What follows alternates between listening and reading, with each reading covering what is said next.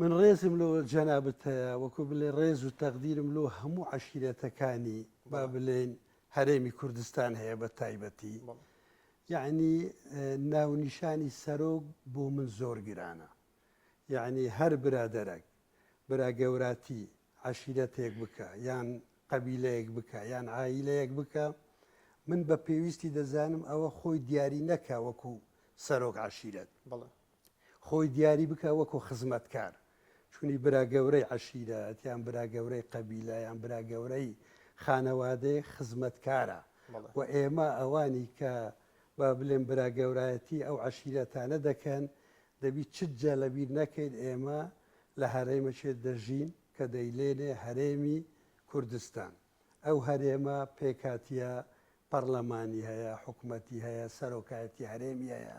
پێویستە هەموو ئەو برا گەورەی ئەو عەشیرەتانە خۆ بە خزمەتکاری ئەو حکومەتەی بزانن.